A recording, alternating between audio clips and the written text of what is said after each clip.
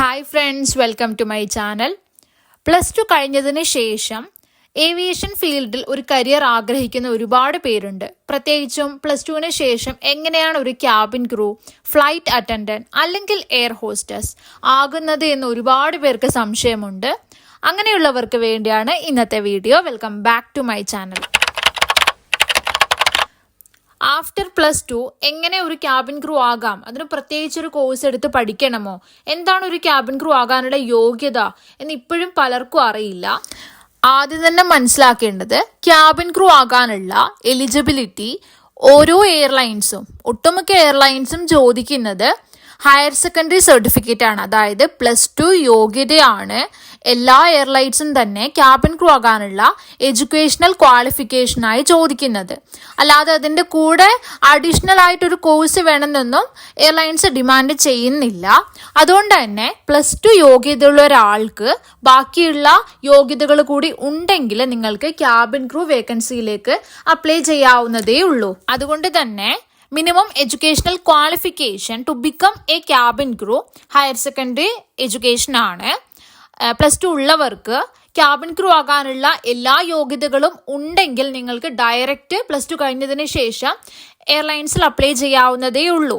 പക്ഷേ നിങ്ങൾക്ക് ഏവിയേഷനെ പറ്റി ഒന്നും തന്നെ അറിയില്ല, ബേസിക് ആയിട്ടുള്ള കാര്യം പോലും അറിയില്ല, അതുപോലെ കമ്മ്യൂണിക്കേഷൻ ഇല്ല, ലാംഗ്വേജ് കാര്യങ്ങളൊന്നും ശരിയല്ല, ക്യാബിൻ ക്രൂ എന്താണെന്ന് അറിയില്ല, ഇങ്ങനെയുള്ള പ്രശ്നങ്ങളൊക്കെ ഉണ്ടെങ്കിൽ ഏറ്റവും നല്ലത് നിങ്ങൾക്ക് നല്ല ഒരു അപ്രൂവ്ഡ് ആയിട്ടുള്ള ഇൻസ്റ്റിറ്റ്യൂട്ട് നോക്കിയിട്ട് ഒരു കോഴ്സ് എടുത്ത് പഠിക്കുന്നതാണ്. ഇതെപ്പോഴും നിങ്ങൾക്കൊരു പ്ലസ് പോയിന്റ് ആയിരിക്കും.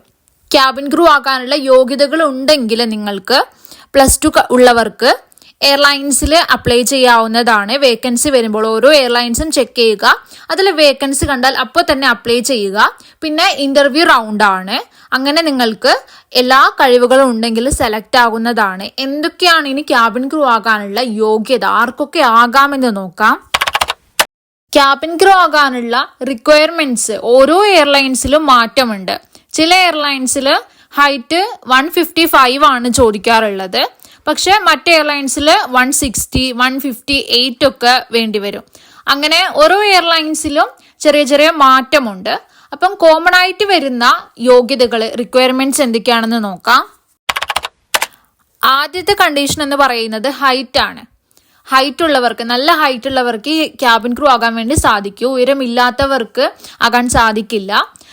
അതുകൊണ്ട് തന്നെ മിനിമം ഹൈറ്റായി ചോദിക്കുന്നത് 155 ആണ്. 155 സെന്റിമീറ്റർ എങ്കിലും വേണം. പക്ഷെ ഇത് പല എയർലൈൻസിലും മാറ്റമുണ്ട്.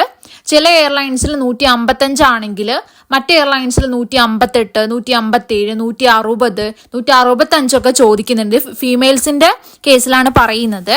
എക്സാമ്പിൾ, ഇൻഡിഗോ എയർലൈനിൽ ഹൈറ്റ് ചോദിക്കുന്നത് 155 സെന്റിമീറ്റർ ആണ്. ഗേൾസിനാണ് ഇൻഡിഗോ എയർലൈൻസിൽ ക്യാബിൻ ക്രൂ ആകാൻ സാധിക്കുന്നത്, ബോയ്സ് ഇല്ല. 155 സെന്റിമീറ്റർ ആണ് ഇൻഡിഗോയിൽ മിനിമം ചോദിക്കുന്നത്. പക്ഷെ എമിറേറ്റ്സ് എയർലൈൻസിൽ മാറ്റമുണ്ട്. 160 സെന്റിമീറ്റർ എങ്കിലും അറ്റ്ലീസ്റ്റ് വേണമെന്നാണ് ഈ ഒരു എയർലൈൻ ഡിമാൻഡ് ചെയ്യുന്നത്, 160 സെന്റിമീറ്റർ. പക്ഷെ സ്പൈസ് ജെറ്റ് എയർലൈൻ ആണെങ്കിൽ 155 സെന്റിമീറ്റർ ആണ് ഗേൾസിന് ചോദിക്കുന്നത്. ബോയ്സിന് 173 സെന്റിമീറ്റർ വേണം. അതുപോലെ അഗാസ എയർലൈനിൽ ഗേൾസിന് 155 സെന്റിമീറ്റർ, ബോയ്സിന് 167.5 സെന്റിമീറ്റർ ആണ് പറയുന്നത്. അപ്പൊ ഇതുപോലെയാണ് ഏകദേശം മിനിമം ഹൈറ്റ് ചോദിക്കുന്നത് 155, 155 സെന്റിമീറ്റർ എങ്കിലും ഉള്ളവരെ ഇത് അപ്ലൈ ചെയ്തിട്ട് കാര്യമുള്ളൂ. അപ്പോൾ ഓരോ എയർലൈൻസിലും പോയി ചെക്ക് ചെയ്താൽ മതി അവരുടെ ഹൈറ്റ് എത്രയാണ് ഡിമാൻഡ് ചെയ്യുന്നത് എന്ന്. സോ ഹൈറ്റ് ഇമ്പോർട്ടന്റ് ആണ്. അതുപോലെ തന്നെ രണ്ടാമത്തെ കാര്യം വെയിറ്റ് എന്ന് പറയുന്നത് എപ്പോഴും ഹൈറ്റിന് പ്രപ്പോർഷനേറ്റ് ആയിരിക്കണം.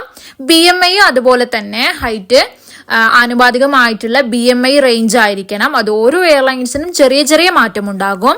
ഹൈറ്റ്, വെയിറ്റ്, BMI ഇത് മൂന്നും ഓക്കെ ആണെങ്കിൽ അടുത്തത് കമ്മ്യൂണിക്കേഷൻ സ്കില്ലാണ്. ക്യാബിൻ ക്രൂ മാത്രമല്ല, ഏവിയേഷനിൽ ഏതൊരു ഫീൽഡിൽ ജോബ് ചെയ്യാനോ കമ്മ്യൂണിക്കേഷൻ സ്കില്ല് നിർബന്ധമാണ്. അതായത് ലാംഗ്വേജ് ഫ്ലുവൻസി, ഇംഗ്ലീഷ് ആണെങ്കിലും ഹിന്ദി ആണെങ്കിലും ഫ്ലുവൻ്റ് ആയിരിക്കണം. പ്രധാനമായിട്ടും ഇംഗ്ലീഷ് നന്നായിട്ട് അറിഞ്ഞിരിക്കണം. കാരണം നമുക്കറിയാം, ഇപ്പോൾ പാസഞ്ചേഴ്സ് തന്നെ പല ഭാഷയിലുള്ള പാസഞ്ചേഴ്സാണ്. അപ്പോൾ അവർ ഹാൻഡിൽ ചെയ്യാൻ നിങ്ങൾക്ക് എന്തായാലും ലാംഗ്വേജ് ഉണ്ടായിരിക്കണം.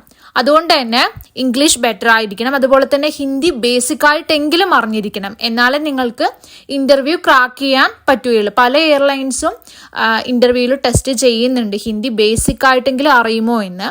അതുകൊണ്ട് തന്നെ ഇംഗ്ലീഷ് ഫ്ലുവൻ്റ് ആയിരിക്കണം. അതോടൊപ്പം ഹിന്ദിയും ചെറുതായി അറിഞ്ഞിരിക്കണം. മറ്റ് ലാംഗ്വേജ് ഉണ്ടെങ്കിൽ അത്രയും നല്ലതാണ്. അടുത്ത മൂന്നാമത്തെ കണ്ടീഷൻ എന്ന് പറയുന്നത് ഏജ് ലിമിറ്റ് ആണ്. ഏജ് ലിമിറ്റ് ഒരുപാട് പേർക്ക് സംശയമുള്ള കാര്യമാണ്. അതും ഓരോ എയർലൈൻസിലും മാറ്റമുണ്ട്. എന്തായാലും മിനിമം ഏജായി പറയുന്നത് 18 വയസ്സാണ്. 18 വയസ്സുള്ള ഒരാൾക്ക് ഈ ഒരു ജോബിന് അപ്ലൈ ചെയ്യാൻ വേണ്ടി പറ്റുകയുള്ളൂ. മാക്സിമം ഏജ് എന്ന് പറയുന്നത് പല എയർലൈൻസിലും മാറ്റമുണ്ട്. ഇപ്പോൾ അഗാസ എയർലാണെങ്കിൽ ഫ്രഷേഴ്സിന് 18 മുതൽ 28 ഇയേഴ്സ് വരെയാണ് എടുക്കുന്നത്. പക്ഷെ എക്സ്പീരിയൻസ് ആയിട്ടുള്ള ക്രൂ ആണെങ്കിൽ 35 വയസ്സ് വരെ എടുക്കും. അതുകൊണ്ട് തന്നെ ഫ്രഷേഴ്സിന് 18 to 28 ആണ് അഗാസ എയർലൈനിൽ ഏജ് ലിമിറ്റ് വരുന്നത്. ഖത്തർ എയർവേസിലാണെങ്കിൽ മിനിമം ഏജ് പറയുന്നത് 21 ആണ്. 21 ഉള്ള ആൾക്കാണ് അപ്ലൈ ചെയ്യാൻ പറ്റുക. എമിറേറ്റ്സിലാണെങ്കിലും അങ്ങനെ തന്നെ 21 വയസ്സുള്ളവർക്കാണ് അപ്ലൈ ചെയ്യാനാവുക. സ്പൈസ് ജെറ്റിലാണെങ്കിൽ മിനിമം ഏജ് പറഞ്ഞിരിക്കുന്നത് 18 ഇയേഴ്സ്. 27 വയസ്സ് വരെയാണ് സ്പൈസ് ജെറ്റിൽ ക്യാബിൻ ക്രൂ വേക്കൻസി. ഇൻഡിഗോ എയർലൈൻസിലും ഫ്രഷേഴ്സിന് ചോദിക്കുന്നത് 18നും 27നും ഇടയിൽ പ്രായമുള്ളവരെയാണ് വിളിക്കുന്നത്. അതുകൊണ്ട് തന്നെ ഏജ് ലിമിറ്റ് എന്ന് പറയുന്നത് കോമൺ ആയിട്ട് പറയുകയാണെങ്കിൽ ഒരു 18നും 28നും ഇടയിലുള്ളവരെയാണ് വിളിക്കുന്നത് ഫ്രഷേഴ്സ് ആണെങ്കിൽ. ഓരോ എയർലൈൻസിനും ചെറിയ ചെറിയ മാറ്റം ഉണ്ടാകും. എന്തായാലും മിനിമം 18 ആയിരിക്കണം. ഹൈറ്റ് പോലെ തന്നെ ആംബ്രീച്ചും ഇമ്പോർട്ടൻ്റ് ആണ്. മിനിമം 212 സെന്റിമീറ്റർ ആണ് എമിറേറ്റ്സ് എയർലൈൻസ് ഒക്കെ ആംബ്രീച്ച് ചോദിക്കുന്നത്.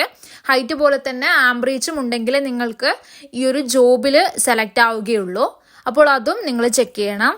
അതുപോലെ തന്നെ ക്ലിയർ അപ്പിയറൻസ് ആയിരിക്കണം. അതായത് വിസിബിൾ ടാറ്റൂസ് ഒന്നും പാടില്ല, സ്കാർ മാർക്കോ അങ്ങനെയുള്ള ഒന്നും പാടില്ല. ക്ലിയർ സ്കിൻ ആയിരിക്കണം. ടാറ്റു അതുപോലെ സ്കാർ മാർക്ക് ഇവയൊന്നും പാടില്ല. ഇതൊക്കെ ഓരോ എയർലൈൻസും ക്യാബിൻ ക്രൂ ഇന്റർവ്യൂവിൽ ചെക്ക് ചെയ്യുന്നതാണ്. അതുപോലെ ഐസൈറ്റ് ക്ലിയർ ഐസൈറ്റ് ആയിരിക്കണം. ഐസൈറ്റ് ഓക്കെ ആകണം. മെഡിക്കലി ഫിറ്റ് ആയിരിക്കണം. ലോങ് അവേഴ്സ് ഒക്കെ ഫ്ലൈറ്റിൽ നിൽക്കാനുള്ള ആ ഒരു സ്റ്റേ ചെയ്യാനുള്ള കപ്പാസിറ്റി ഉണ്ടാക്കണം.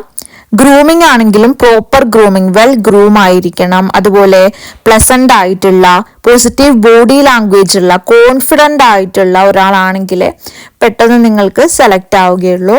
ഇത് കൂടാതെ ചില എയർലൈൻസ് ഒക്കെ സ്വിമ്മിങ് അറിയോ എന്ന് നോക്കാറുണ്ട്. എല്ലാ എയർലൈൻസും അല്ല, ചിലവരൊക്കെ സ്വിമ്മിങ് ചോദിക്കാറുണ്ട്. അപ്പൊ ഇതൊക്കെയാണ് ഒരു ക്യാബിൻ ക്രൂ ആകാൻ വേണ്ട യോഗ്യതകൾ.